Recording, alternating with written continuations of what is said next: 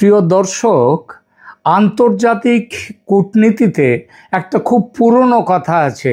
আপনি যখন কাউকে কোনো শর্ত দেবেন তার আগে অন্তত এইটুকু জেনে নেবেন সেই শর্ত মানার ক্ষমতা, ইচ্ছা এবং রাজনৈতিক সুযোগ তার আছে কিনা। না হলে সেটা কূটনীতি হয় না, সেটা হয়ে যায় নিজের জন্য নিজেরই তৈরি ফাঁদ পেতে দেয়া। আর আমার প্রশ্ন হচ্ছে, বাংলাদেশের প্রধানমন্ত্রী তারেক রহমান কি সেই ফাঁদেই পা দিলেন? কারণ দিল্লি সফরের আগে ঢাকা এমন দুটি স্পর্শকাতর বিষয় সামনে নিয়ে এসেছে যেগুলি দ্রুত নিষ্পত্তি ভারতের পক্ষে অসম্ভব। দ্রুত নিষ্পত্তি ভারতের পক্ষে করা অসম্ভব। প্রথমত ধরুন শেখ হাসিনার প্রত্যর্পণ, দ্বিতীয়ত শরীফ ওসমান হাদি হত্যাকাণ্ডে অভিযুক্তদের বাংলাদেশের হাতে তুলে দেয়া। বাংলাদেশের বিদেশ মন্ত্রক প্রকাশ্যেই বলেছে প্রধানমন্ত্রীর ভারত সফরের জন্য একটি অনুকূল পরিবেশ তৈরি হওয়া দরকার এবং সেই প্রসঙ্গেই এই প্রত্যর্পণ ও হস্তান্তরের দাবিগুলো নাকি তারা করেছেন। এখন প্রশ্নটা খুব সহজ, ঢাকা কি সত্যিই মনে করেছিল ভারত কয়েকদিনের মধ্যেই এই দুটি দাবি মেনে নেবে? মনে করেছিল সেটা? যদি মনে করে থাকে তাহলে বাংলাদেশের বর্তমান কূটনৈতিক সিদ্ধান্ত গ্রহণের ভার যাদের, তাদের মস্তিষ্ক এবং সিদ্ধান্ত গ্রহণের মান নিয়ে গুরুতর প্রশ্ন উঠবে। আর যদি জেনে শুনেই এমন শর্ত দেয়া হয়ে থাকে যা ভারত পূরণ করতে পারে না, তাহলে তো আরও বড় প্রশ্ন, বাংলাদেশ নিজের প্রধানমন্ত্রীর দিল্লি সফরের দরজাটাই তাহলে কি বন্ধ করে দিল? দেখুন, কূটনীতিতে আলটিমেটাম আর দর কষাকষি এক জিনিস নয়। শেখ হাসিনার প্রত্যর্পণের দাবি বাংলাদেশ করতেই পারে, সেটা বাংলাদেশের অধিকার। ভারত সেই দাবি মানবে কি মানবে না সেটাও ভারতের আইন, ভারতের আদালত, ভারতের চুক্তির ব্যাখ্যা, নিরাপত্তা এবং রাজনৈতিক বিবেচনার বিষয়। ভারত এখনও আনুষ্ঠানিকভাবে বলছে বাংলাদেশের প্রত্যর্পণ অনুরোধ পরীক্ষা দিন। ভারত কিন্তু এখনও বলেনি যে তারা বাংলাদেশের অনুরোধ প্রত্যাখ্যান করে দিয়েছে। বরং নয়াদিল্লি বলেছে কি, বাংলাদেশের সঙ্গে সম্পর্ক হতে হবে মিউচুয়ালিটি অফ ইন্টারেস্টস এবং রেসিপ্রোসিটি, পারস্পরিক স্বার্থ ও পারস্পরিকতার ভিত্তিতে তৈরি হবে সম্পর্ক। এই ভাষাটা খুব গুরুত্বপূর্ণ। ভারত বলেনি ঠিক আছে আপনার প্রধানমন্ত্রী আসবেন, তার আগে আমরা শেখ হাসিনাকে বিমানে তুলে ঢাকায় পাঠিয়ে দিচ্ছি। আবার ভারত এটাও বলেনি যে আলোচনা আমরা বন্ধ করে দিয়েছি কারণ আপনাদের এই দাবি আমরা মানতে পারি না। ভারত বরং বলছে আসুন কথা বলি। আর ঢাকা কি বলছে? ঢাকা বলছে আগে আমাদের দাবি মেটান, তারপর কথার পরিবেশ তৈরি হবে। দেখুন, কূটনীতির সমস্যাটা ঠিক এখানেই। কারণ প্রতিবেশীর সঙ্গে সবচেয়ে কঠিন সমস্যার সমাধান সাধারণত বৈঠকে বসার আগে হয় না। বৈঠকে বসার আগে হয় না, গাড়ির আগে ঘোড়া জুড়ে দিতে হয়। ওই ঘোড়া থাকবে পেছনে, সামনে থাকবে গাড়ি, এভাবে কোনো গাড়ি চলে না। বৈঠক টেবিলেই বসে তারপরে হয়। আপনি যদি বলেন আমার সবচেয়ে কঠিন দাবিটা আগে মেনে নিন, তারপর আমি আপনার সঙ্গে আলোচনায় বসবো, তাহলে আলোচনায় বসে করবেনটা কি? কি করবেন? আর দেখুন, সবচেয়ে আশ্চর্যের বিষয় হলো এই মুহূর্তে কাকে প্রয়োজন বেশি? দিল্লিকে ঢাকার প্রয়োজন বেশি, না ঢাকার জন্য দিল্লিকে প্রয়োজন বেশি? মানে প্রয়োজনটা দিল্লির না ঢাকার? এখানেই বাংলাদেশের বর্তমান নীতির সবচেয়ে বড় অসঙ্গতি এবং যেটাকে বলা যায় পাগলামি। কারণ বাংলাদেশ এখন এমন একটা সময়ে ভারতের সঙ্গে রাজনৈতিক সংঘাতে যাচ্ছে যখন অর্থনীতি ও জ্বালানি দুদিক থেকেই তার সামনে চাপ বাড়ছে। আগস্টে গ্যাসের ঘাটতি আরও তীব্র হওয়ার পর বাংলাদেশকে বিদ্যুৎ ব্যবহারে নতুন নিয়ন্ত্রণ আনতে হয়েছে। জ্বালানি গ্যাস নেই। দোকানপাট ও বাণিজ্যিক কার্যকলাপ রাত 8টার মধ্যে বন্ধ রাখার নির্দেশ দেয়া হয়েছে। অতিরিক্ত ডিজেলের জন্য ভারতের সাহায্য চাওয়ার খবরও এসেছে। অর্থাৎ একদিকে দিল্লিকে রাজনৈতিক চাপ দেয়া হচ্ছে, অন্যদিকে সেই দিল্লির কাছেই জ্বালানির জন্য প্রায় ভিক্ষা চাওয়ার ভাষায় বলতে হচ্ছে আমাদের জ্বালানি পাঠান। আমি বলছি না যে ভারত সাহায্য বন্ধ করে দেবে, রাষ্ট্রনীতি এত ছেলে মানুষই নয়। আর ভারতের যারা রাষ্ট্রনীতি দেখে, কূটনীতি, রাজনীতি দেখে, তারা তো একদমই ছেলে মানুষ নয়। কিন্তু আন্তর্জাতিক সম্পর্কে গুডউইল বলে একটা জিনিস আছে, বিশ্বাস বলে একটা জিনিস আছে। আপনার বিপদের সময় প্রতিবেশী কত দ্রুত এগিয়ে আসবে, কতটা নমনীয় হবে, কতটা অতিরিক্ত সুবিধা দেবে, সেটা শুধু চুক্তির কাগজে লেখা থাকে না, সেটা নির্ভর করে রাজনৈতিক সম্পর্কের ওপরেও। আপনি একই সঙ্গে প্রতিবেশীর দরজায় ধাক্কা মারবেন দিন এবং সেই দরজা দিয়ে ডিজেলের ট্যাঙ্কার ঢুকবে বলে আশা করবেন, এই দুটো দীর্ঘদিন একসঙ্গে চালানো যায় না। জ্বালানি সংকট শুধু লোডশেডিংয়ে নয়, মনে রাখবেন, বাংলাদেশের সমস্যাটা শুধু ঘরের আলো নিভে গেছে তা নয়।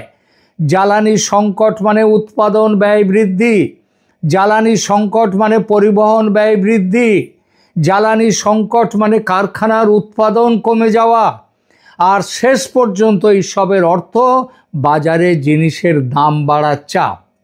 বাংলাদেশ ইতিমধ্যেই দীর্ঘ সময় ধরে গত 2 বছর উচ্চ মূল্যস্ফীতির বিরুদ্ধে লড়ছে। জুলাই 2026-এ হেডলাইন ইনফ্লেশন কিছুটা কমলেও তা ছিল কত?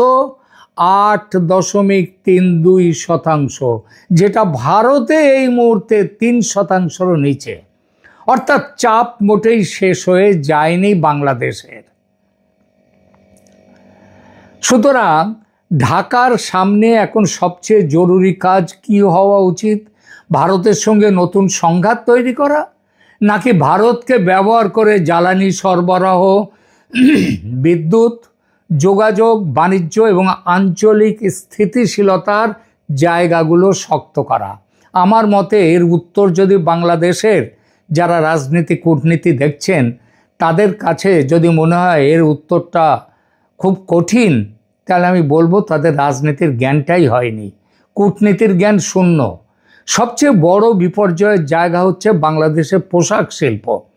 বাংলাদেশের অর্থনীতির প্রাণভোমরা তৈরি পোশাক শিল্পে, আর সেখানেই এখন সতর্কতার আলো জ্বলছে, রেড সিগন্যাল এসে গেছে। 2026 সালের প্রথম 6 মাসে ইউরোপীয় ইউনিয়নে বাংলাদেশের অ্যাপারেল এক্সপোর্টের মূল্য আগের বছরের তুলনায় প্রায় 16.4% কমেছে। জুলাই মাসে সামগ্রিক আরএমজি এক্সপোর্টও বছরওয়ারি প্রায় 1.9% কমেছে। বুঝছেন অবস্থাটা? আর এর সঙ্গে যোগ করুন জ্বালানি সমস্যা। বাংলাদেশের টেক্সটাইল সাপ্লাই চেনে গ্যাস সরবরাহের ঘাটতির কারণে বহু কারখানার প্রয়োজনীয় গ্যাস প্রেসারের তুলনায় চাপ অত্যন্ত নিচে নেমে যাওয়ার রিপোর্ট পাওয়া গেছে। এটা ভয়ঙ্কর কম্বিনেশন, স্বাভাবিক অবস্থা নয়। একদিকে বিদেশে অর্ডারের চাপ, অর্ডার কমছে, অন্যদিকে দেশে উৎপাদন ব্যয় বাড়ছে, তার সঙ্গে গ্যাস নেই, বিদ্যুৎ সমস্যা, লজিস্টিক খরচ। এই অবস্থায় একটি দেশের প্রয়োজন কি? স্থিতিশীলতা। বিদেশি ক্রেতাকে বোঝানো বাংলাদেশ নিরাপদ, বাংলাদেশ প্রেডিক্টেবল, বাংলাদেশে উৎপাদন বন্ধ হবে না, বাংলাদেশের প্রতিবেশীদের সঙ্গে সম্পর্ক স্বাভাবিক। কিন্তু আপনি যদি দক্ষিণ এশিয়ার সবচেয়ে বড় অর্থনীতি ভারতের সঙ্গে ক্রমাগত রাজনৈতিক সংঘাতের ছবি তৈরি করেন, তাহলে বিদেশি ইনভেস্টর কিংবা বায়ার কেন নিশ্চিন্ত হবে? ব্যবসায়ী আবেগ দিয়ে অর্ডার দেয় না, সে ঝুঁকি দেখে, রিস্ক ক্যালকুলেট করে। এবার আসুন গঙ্গার জলে। এখানে বিষয়টা তো ভয়ঙ্কর গুরুতর। 1996 সালের ভারত বাংলাদেশ গঙ্গা জল বন্টন চুক্তির মেয়াদ শেষ হচ্ছে আর 4 মাসের মাথায়, 3 মাসের পরেই এখনো আলোচনাই শুরু হলো না। মানে হাতে মাত্র 3টি মাস। নতুন ব্যবস্থার জন্য ভারত বাংলাদেশকে আলোচনায় বসতেই হবে। এখানে এখানে কার প্রয়োজনটা বেশি? ভারতের? অবশ্যই নয়, বাংলাদেশের। এখন প্রশ্ন, এই সময়টা কি তাহলে ভারতের সঙ্গে রাজনৈতিক সম্পর্ক তিক্ত করার সময়? বাংলাদেশ অবশ্যই নিজের ন্যায্য জল চাইবে, চাইতেই হবে, কিন্তু নদীর জল তো আলটিমেটাম দিয়ে পাওয়া যায় না। তার জন্য টেকনিক্যাল নেগোসিয়েশন লাগে, জয়েন্ট রিভার কমিশন লাগে, রাজনৈতিক সদিচ্ছা লাগে, দীর্ঘ দর কষাকষি লাগে, এবং সবচেয়ে বেশি লাগে একটা বিশ্বাসের পরিবেশ তৈরি করা। আপনি যদি দ্বিপাক্ষিক সম্পর্কের প্রতিটি বিষয়কে শেখ হাসিনার প্রত্যর্পণের সঙ্গে বেঁধে ফেলেন, তাহলে নিজের নেগোশিয়েটিং স্পেসটা আর থাকে না। কারণ ভারতও তখন বলতে পারে আগে বৃহত্তর সম্পর্কের পরিবেশ স্বাভাবিক হোক, তারপর এইসব কঠিন বিষয়গুলোতে এগোনো যাবে। ভারত বলতেই পারে। তখন ক্ষতি কার বেশি, ভারতের না বাংলাদেশে? যদি বাংলাদেশ মনে করে থাকে ক্ষতি বাংলাদেশের নয় ভারতের, তাহলে বুঝবো তারা ওই চেয়ারে বসার অধিকার তাদের নেই।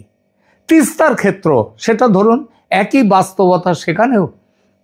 তিস্তা নিয়ে বাংলাদেশ বহু বছর ধরে চুক্তি চাইছে এবং বাংলাদেশের সেই প্রত্যাশার যৌক্তিক ভিত্তি আছে, কিন্তু বাংলাদেশের নিজের জলসম্পদ মন্ত্রী এই 2 দিন আগে বলেছে। তার আগে কি করলেন?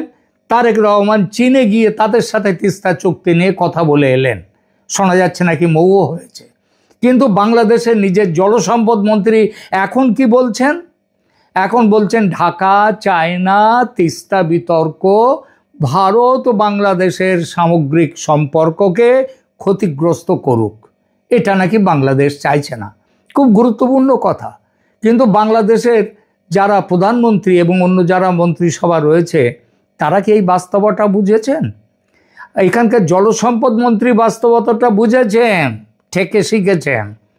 তিস্তার সমাধান দিল্লির সঙ্গে সম্পর্ক ভেঙে পাওয়া যাবে না, দিল্লির সঙ্গে কথা বলেই পেতে হবে।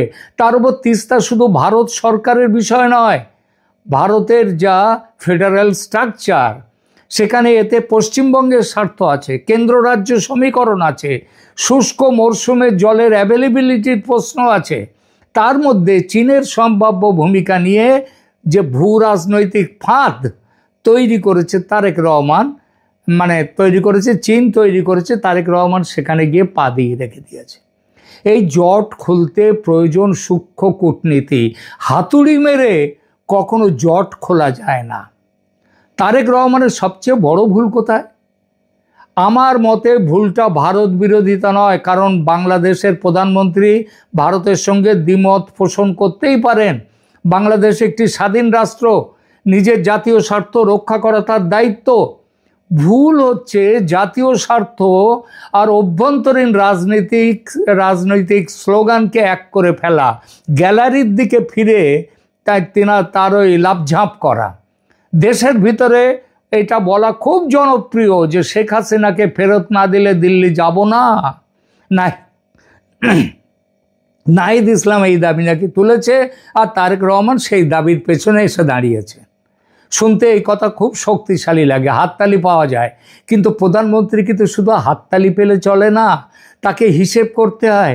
আগামী 6 মাসে ডিজেল কোথা থেকে আসবে, বিদ্যুৎ কিভাবে চলবে, শিল্পের গ্যাস কোথা থেকে আসবে, রপ্তানি কমলে ডলার আসবে কোথা থেকে, গঙ্গা চুক্তির কী হবে, তিস্তার আলোচনা কে করবে, সীমান্ত সমস্যার সমাধান কিভাবে হবে,